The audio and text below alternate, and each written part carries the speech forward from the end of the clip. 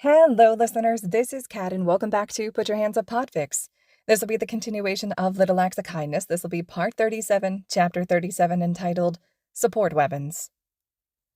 I'm sorry, sir. Your daughter. What is it?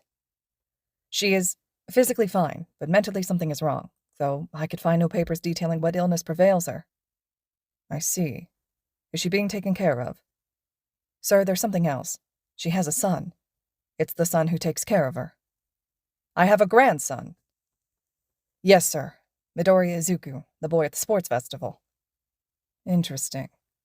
Well, I think it is time I visit my daughter. She might not remember you, sir. Were you able to find out when she was injured? About 6 or 7 years ago, if the neighbors are to be believed. Any details on how she got injured?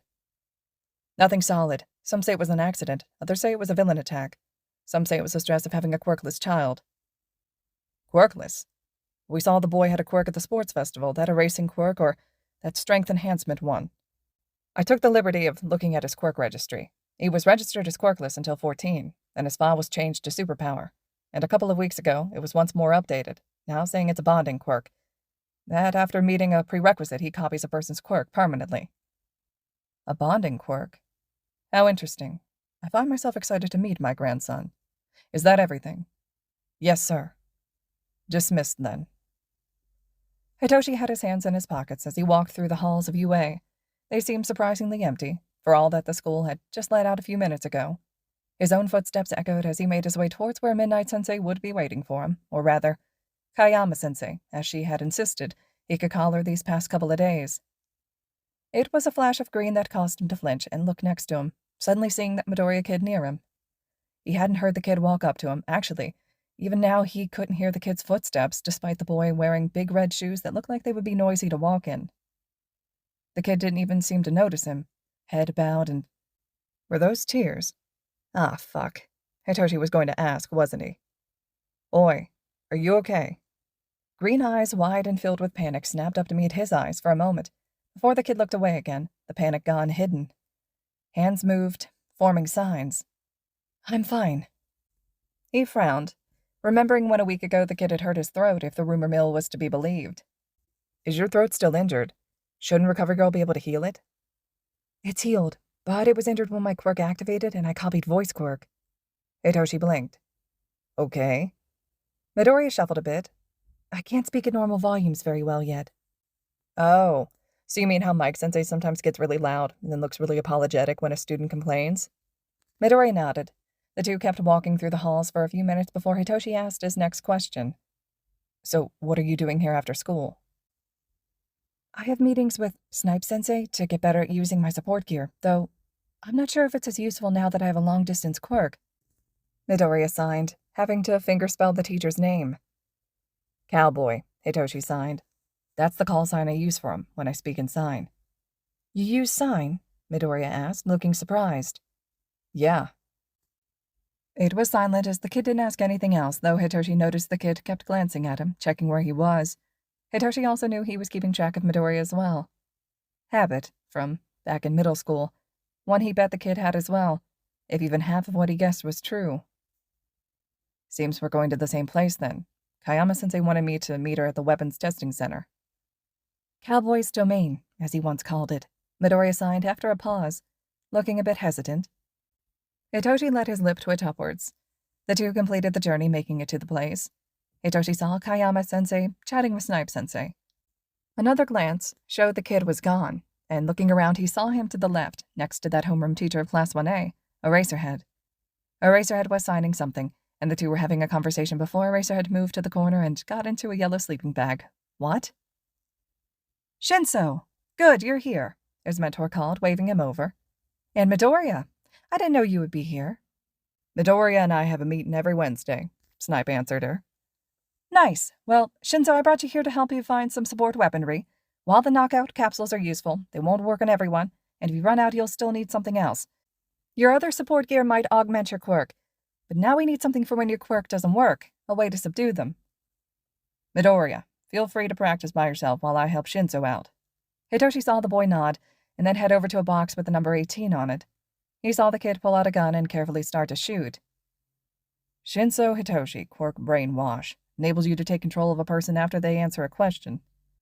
Nothing that would help with fighting. You need 2 weapons. One for longer range, one for shorter range. Alright, let's do long range first. The pro hero went over to a wall. Pressing a button, the wall spun around, revealing more weapons than Hitoshi had ever seen before. He couldn't even begin to name all of them. Weapon after weapon he tried, and eventually he settled on a blow dart. It would be useful for knocking targets out at long range, so long as he was undetected. Should he be spotted, it would be hard to see the projectile to know to dodge it. With the weapon being near silent, it would work well for his underground work. Then they began to test short-range weapons, swords and knives of various sizes and shapes, nunchucks, a bow staff, knuckle dusters, a glove which had blades come out from between the knuckles like something out of a pre-quirk movie, axes, sickles, a mace, a whip. Soon he was dazed by all the weapons he could choose from. Some he knew he didn't want, like the swords or knuckle dusters. He liked the bow staff and the whip. Both were more close range, but did give him the option for medium range. In the end, after practicing the 2 weapons a bit, he settled on the bow staff. The weapon-obsessed hero gave him a quick lesson over it, teaching him the beginning stances of it, though also warned him he wasn't an expert and couldn't help him with the finer details, so either Hitoshi would have to figure it out himself, or find someone else who used the weapon and take lessons from them. The blow dart, by comparison, seemed a bit easier. He just had to learn how to aim it where he wanted the dart to go, and the right amount to blow. As he practiced, the sound of a gun came to a stop, and he saw Midoriya go over to Eraserhead as they signed briefly. A glance at Kayama-sensei showed she was biting her lip, a bit as she looked at the kid, blue eyes hesitant. Then her gaze returned to him, and whatever was going through her head disappeared as she smiled and they kept practicing. A moment later, and another glance over, he saw the kid hesitantly nod, and Eraserhead ruffled the kid's hair, causing the boy to smile and blush, before the kid headed over toward Snipe. He kept practicing the new stance, but he was distracted as he watched the boy sign at Snipe, and Snipe's response. I see. So you're planning on going underground? The kid nodded, which half surprised Hitoshi, since he kinda expected the boy with the powerful quirk to go for above ground. But then he remembered that the kid was like him, bullied in his past, though for the assumption others had of him being quirkless, instead of having a villain quirk like himself. All right, I'll talk to the support department about adding a silencer, and those bullets you mentioned. The kid gave a hesitant smile before heading back to the range and practicing his shots. A rap on his head caused Hitoshi to jerk away, glancing to see Kayama looking at him, giving a worried look. I'm fine, just got distracted for a moment. She nodded. All right, we should go to the support department and talk to Powerloader about how exactly you want your support weapons designed.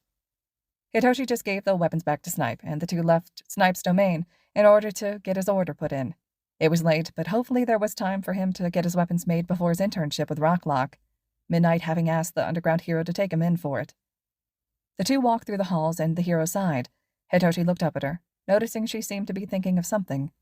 Still a bit hesitant around the R-rated hero, he waited a moment before asking, What's on your mind?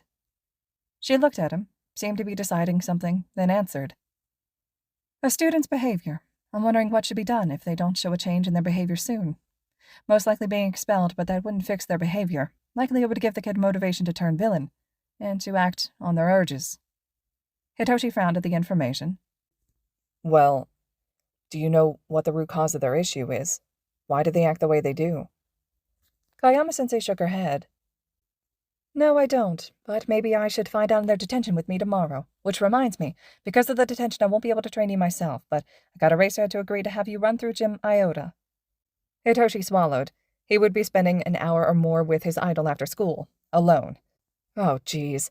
And that didn't help with the horror stories he heard of him from the other kids. There were even murmurs of a gym nicknamed Aizawa's Hellcrawl. I'm going to die, aren't I? Hitoshi questioned with a tired sigh. Kayama-sensei just cackled, even as she threw open the door to the support lab and sauntered in.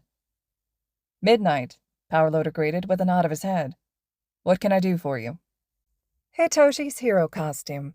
We figured a couple more things to help him after visiting Snipe, she answered, a grin on her face.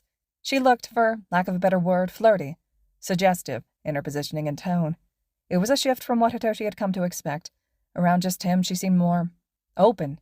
Not as flirty. Maybe that was because he was a student, but he didn't notice her acting like that in Snipe's domain, so why here? Why now? Hitoshi knew something was off, especially after this last weekend. She seemed happier recently, like a pressure had been lifted from her. But then, after seeing Midoriya, she seemed hesitant, looking like she was debating something in regards to the hero student. It wasn't his business. So, you want a blow dart and a bow staff? Hitoshi nodded. All right, any requests? That the darts can paralyze a person, and another set of darts to knock a person out. I'll give you a few vials with the liquid so you can dip the darts in before firing them. Sounds doable. Anything for your bow staff? He shook his head, but then someone came barreling from deeper in the support lab. Ooh, electrify an end of it, like a stun baton, or make it so it can spew out a knockout gas, or smoke, or a paralyzing agent. There's so many cool things you could do with it, a girl with pink hair exclaimed. Hitoshi blinked, remembering her from the sports festival, the crazy inventor who hacked into the speakers to advertise her gear. A tired sigh came from next to her, and Hitoshi saw the #1 winner of the sports festival stand next to the crazy inventor. I'm sorry for Hatsume's enthusiasm. I told you to call me May, Momo, the girl scolded. Only the best for my wonderful friend who can help me create amazing babies. Sports winner just sighed. Sorry, May, I keep forgetting. Hitoshi really shouldn't let his mouth get the better of him, but still the traitor's body part opened and outspilled. Aren't you the one who created the freaking tank? Kayama cacked gleefully. Sports winner wasn't her name. Yaoyorozu nodded, blushing in what seemed to be embarrassment. Didn't that one kid from Class 1B proclaim you're a goddess? Hitoshi muttered, remembering lunch today. Yaoyorozu stared at him with wide eyes. What? Did you not hear him at lunch? She shook her head. Hitoshi grunted. I don't know his name. Some brown-haired kid. Fairly sure he's from Class 1B, was proclaiming that you're a god descended to Earth. Quite a few students seem to be thinking on what he was saying. But why? I didn't do anything that crazy. Even the crazy inventor was looking at Yaoyorozu in disbelief. Momo, you created a tank for a school exercise. Doesn't that seem a bit excessive to you? Not really, since it took close to a couple hours to make, and Aizawa-sensei agreed that the tank would be a good tactic, and sensei is so logical, so it must have been rational. Kayama-sensei snickered. Yaoyorozu, let me tell you a little secret about your sensei. He and Vlad have a burning rivalry, and he will never be rational in a competition regarding Vlad's class. What? He didn't seem... Well, I guess he did seem a bit more attentive than usual, less tired-looking, Yaoyorozu said, a confused expression on her face. The pink-haired girl waved her arms, rolling her eyes. Think about that stuff later. Right now we have babies to discuss. So, Purple-chan, what kind of additions do you want? Remembering how she called the devices babies from the sports festival, and thinking over the things she suggested and finding that they sounded useful, he shrugged. Have fun with it. I just hope they're ready before the internship. The crazy inventor's eyes widened. Ooh, a time crunch challenge with no limits. I won't disappoint you, Purple-chan. It's Shinso Hitoshi, Hitoshi muttered as she ran off, Yaoyorozu trailing after her with a roll of her eyes. Power Loader snorted. Be careful with it. I can't guarantee it won't explode if it doesn't have time to be thoroughly tested. Hitoshi just nodded, and then Kayama-sensei was dragging him off, walking with him to the train station.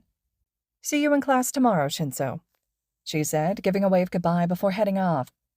With that, Hitoshi headed home idly wondering what it would be like to be in one of the 2 hero classes. He knew he was transferring in, but which class? And in whatever class he was entering, was someone being transferred out, or was he just being added? Soon he would be finding out. Hitoshi couldn't wait. All right, listeners, this concludes Chapter 37 of Little Acts of Kindness. Chapter 38 will be up next. I hope you all are still enjoying. Let me know your thoughts and reactions to this chapter, and as always, thank you so much for listening.